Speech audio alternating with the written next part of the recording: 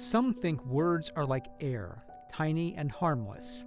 But in a child's world, certain phrases hit like stones. They feel small to you in the moment, but over time, they settle into a kid's identity. This is why these are the worst things you can say as a parent. "Because I said so" is the last resort reply parents pull like an emergency brake. It is quick, it shuts down the conversation, and it feels like authority. But a child hears it as, "Shut up, I literally made you." That silence teaches obedience before understanding and fear before respect. If that answer becomes routine, they stop asking and start complying, which is different from understanding. Offer a short reason instead. A tiny explanation like, "I'm worried you could get hurt," or "I do not want you to miss the bus," gives them information and keeps the door open. If you cannot explain right now, say that and promise to talk later. Keep it simple and honest. Your being dramatic is less funny than parents think. Just say it to them and you will see how seriously they will take it. It is often said to speed up an emotional exit. Instead, it teaches a child that their feelings are exaggerated or wrong. That makes kids doubt their inner life and hide future feelings to avoid being mocked. Name the emotion and validate it. Saying things like, "You look upset, tell me what happened," shows that you are caring and genuinely curious. Validation does not mean you agree with the behavior, it means you recognize the feeling. That recognition calms things down and shows that you are their emotional support. "Stop crying, you are fine," is the grown-up way to force the comeback. Tears are not a defect, they are a signal. When you tell a child to stop, you teach them that vulnerability is unacceptable, that they are a weak crybaby, if you will. They learn to bottle raw feelings so nobody sees them. Instead, sit with them, ask if they want a hug or some space. Offer presents, be there for them. Having a shoulder to cry on in your home is the best. Since then, they haven't risked being exploited for their vulnerability. "If everyone else can do it, so can you," hits the comparison nerve. So if you wonder why your kid hates the good kid's guts, congrats, it's your fault. Using peers or siblings as measurement tools builds a scoreboard where the child keeps losing. Comparisons often produce shame and resentment more than motivation. Focus on growth. Support them by saying, "I know you can get better at this. Let's practice together." Praise effort, not only talent. Measure improvement against themselves, not other kids. "I wish you were more like your sibling" is one of those lines that never leaves the memory. It turns family into a hierarchy and kids into contestants. But in this game, the whole family gets spa-trapped. Sibling comparisons fuel jealousy and erode self-worth. Celebrate differences. Notice what each child is good at and say it out loud. You have a knack for X, your sibling shines at Y, and both are okay. Those types of things show respect and reduce rivalry. "You need to toughen up," and "you are overreacting" are invitations to shut down. Sometimes they are true, but not every kid is a professional athlete. They confuse stoicism with strength and teach that handling feelings quietly is the goal. But resilience is not suppression. It is understanding and recovering from emotions. Teach them some coping skills instead.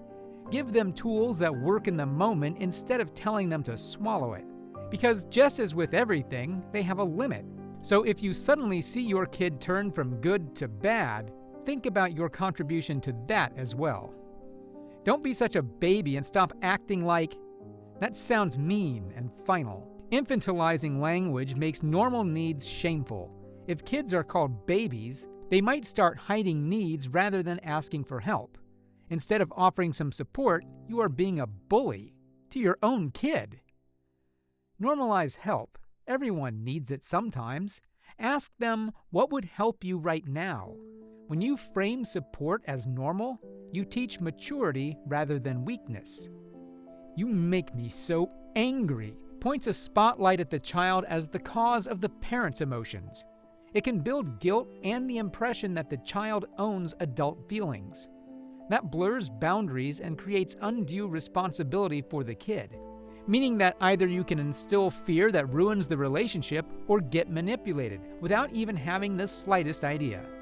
Use I statements. I am really frustrated when the toys are left out because I worry someone will trip. Tell the child the emotion is about the situation, not their worth. Fine, go do whatever you want is a passive-aggressive permission wrapped as freedom. So if you find yourself in an episode of Teen Mom, don't act like you didn't contribute. It communicates withdrawal and leaves kids unsure about the connection. They learn that approval can be turned off. Be direct instead.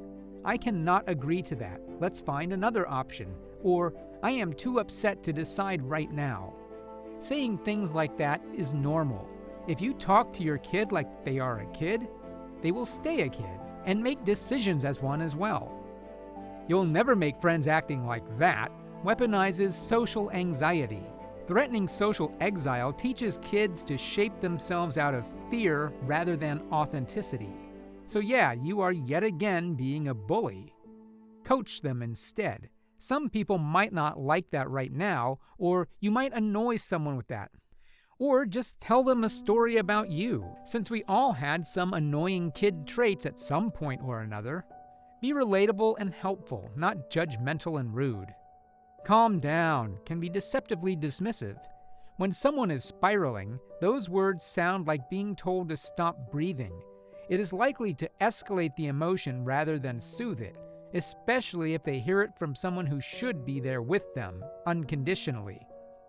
Reflective listening helps more. You sound really overwhelmed. Tell me what is going through your head.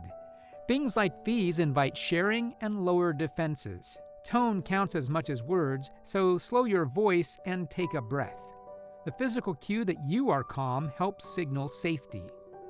Sarcasm and public shaming leave marks. A joke aimed at a child in front of others may get a laugh, but it brands them and damages trust. Kids remember ridicule, and it corrodes the bond you are trying to build. So keep that in mind. Dad jokes are called dad jokes for a reason.